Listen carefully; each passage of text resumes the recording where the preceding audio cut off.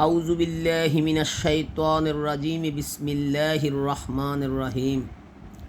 আসসালামু আলাইকুম ওয়া রাহমাতুল্লাহি ওয়া বারাকাতুহু।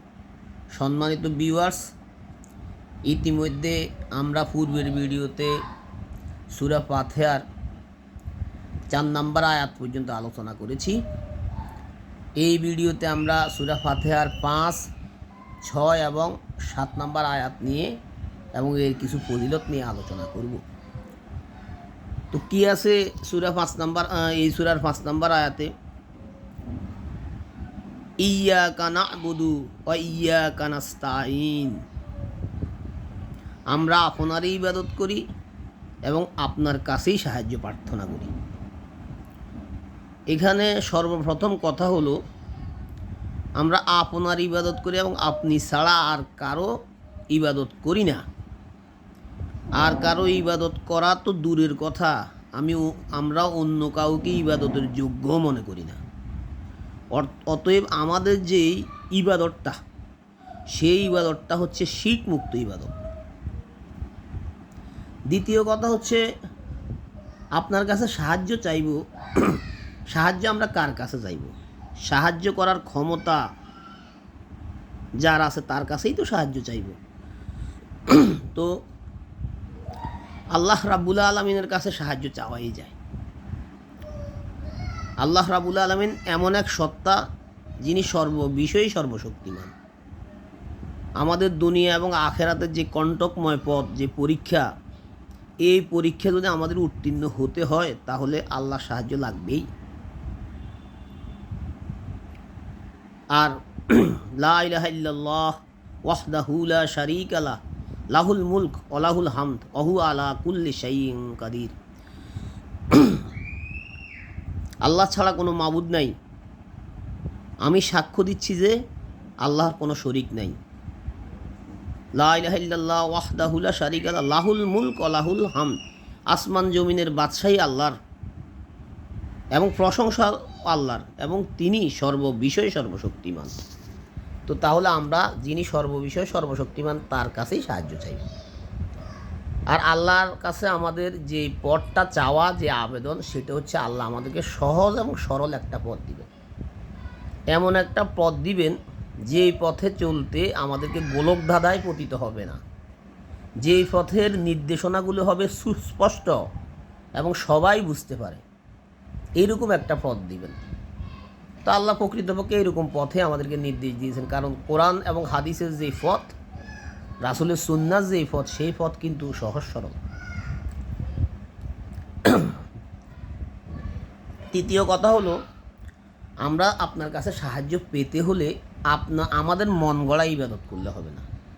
আপনার মন গড়া ইবাদত, আপনি যেভাবে ইবাদত করলে সন্তুষ্ট হবেন সেভাবেই আমাদেরকে ইবাদত করতে হবে।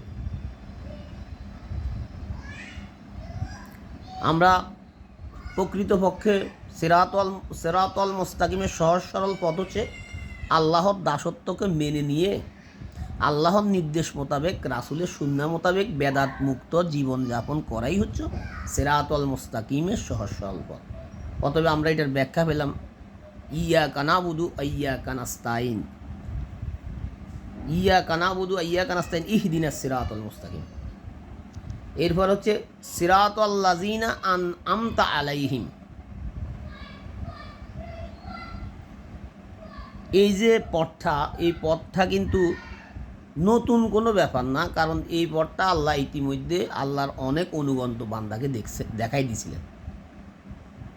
আল্লাহর নবী রাসূলরা এই পথে চলছে, সলেহানরা এই পথে চলছে, শুহাদারা এই পথে চলছে, মুত্তাকিরা এই পথে চলছে, বিভিন্ন নবীদের যুগে সাহাবারা এই পথে চলছে।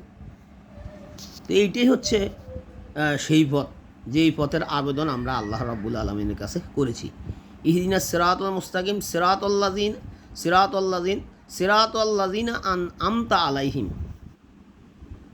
তাদের পথ যাদেরকে সিরাতাল লাযিনা আন'আমতা আলাইহিম গায়রিল মাগদুবি আলাইহিম ওয়ালাদ-দালিন, যাদের পথ, তাদের পথে আপনি আমাদেরকে পরিচালিত করবেন, যাদেরকে আপনি অনুগ্রহ প্রদান করেছেন, দয়া প্রদান করেছেন, ভালোবেসেছেন, তাদের পথ নয় যারা অভিশপ্ত পথভ্রষ্ট হয়েছে। এখানে দুইটা সম্প্রদায়ের কথা বলা হয়েছে, মাগদুব আর দোয়ালিন। আসলে মাগদুব মানে হচ্ছে অভিশপ্ত, আর দোয়ালিন মানে হচ্ছে পথভ্রষ্ট। এবং কোরআন হাদিসের আলোচনায় মাগদুব যাদেরকে বোঝানো হয়েছে তারা হচ্ছে আসলে প্রকৃতপক্ষে ইহুদি সম্প্রদায়। তারা অভিশপ্ত হওয়ার কারণ আছে, কারণ তারা আল্লাহর নিদর্শনাবলীর অস্বীকার করত, অর্থাৎ তারা কুফরি করত, তারা নেয়ামতের নাশকরি করত, কোনো অঙ্গীকার করলে সেটা ভঙ্গ করত। কোরআন হাদিসে আমরা এটা দেখতে পাই, ইহুদিদের বিভিন্ন আচরণ। অঙ্গীকার করলে ভঙ্গ, এবং তারা নবী রাসূলদেরকে হত্যা করত। এই কারণে আল্লাহ তাদেরকে অভিশপ্ত জাতি বলে অভিহিত করেছেন। দ্বিতীয় হচ্ছে দোয়ালিন বলতে এখানে আসলে খ্রিস্টান সম্প্রদায় বা নাসারা সম্প্রদায়কে বোঝানো হয়েছে। তাদেরকে পথভ্রষ্ট জাতি বলার কারণ হচ্ছে আল্লাহ রাব্বুল আলামিন তাদেরকে যে জীবন বিধান দিয়েছেন, তারা তাদের মতো করে তাদের চলার সুবিধার জন্য তারা ওইটা পরিবর্তন করে নিতেন, নিজেদের মতো করে পরিবর্তন করে নিতেন। এই কারণে তাদেরকে পথভ্রষ্ট সম্প্রদায় বলা হয়েছে। এখন আসলে সিরাতুল মুস্তাকিমের সহজ সরল সঠিক পথটা কী? মুমিন বান্দারা যখন আল্লাহ রাব্বুল আলামিনের কাছে এইভাবে দোয়া করে যে আল্লাহ আমরা আপনারই ইবাদত করি, আপনারে সাহায্য চাই, আপনি আমাদেরকে তাদের পথ দিন, যারা তাদের পথ বাতলে দিন, যাদেরকে আপনি দয়া করেছেন তাদের পথে আপনি আমাদেরকে পরিচালিত করবেন না, যারা অভিশপ্ত আর পথভ্রষ্ট হয়েছে। আসলে প্রকৃতপক্ষে সূরা আলহামদুলিল্লাহর যে আবেদনটা, যে দোয়াটা, এই দোয়াটাকে পূরণ করে আল্লাহ রাব্বুল আলামিন পরবর্তীতে সূরা বাকারাতে কী বলছেন? আলিফ লাম মিম যালিকাল কিতাবু লা রাইবা ফীহি হুদাল লিল মুত্তাকিন আল্লাযীনা ইউমিনুনা বিল গায়বি ওয়া ইউকিমুনাস সালাতা ওয়া মিম্মা রাযাকনাহুম ইউনফিকুন। প্রকৃতপক্ষে তোমরা যে পথের সন্ধান চাইছো, এইটাই হচ্ছে সেই পথ। এই যে কোরআনের যালিকাল কিতাব, এইটি হচ্ছে সেই কিতাব, লা রাইবা ফীহি হুদাল লিল মুত্তাকিন, এইটি হচ্ছে মুত্তাকিদের জন্য হেদায়েতের পথ। তোমরা এইটা যদি অনুসরণ করো তাহলে তোমরা মহা সাফল্য অর্জন করতে পারবা, যালিকাল ফাউজুল আজিম, জান্নাত লাভ করতে পারবা। এবার আমরা সূরা ফাতিহার অল্প কিছু ফজিলত নিয়ে আলোচনা করব। ইবনে আব্বাস রাদিয়াল্লাহু তাআলা হতে বর্ণিত যে সূরা আল্লাহ রাব্বুল আলামিন আমাদের নবীকে দুইটা নূর দান করেছেন, যেটা অন্য কোনো নবীদেরকে দান করেন নাই।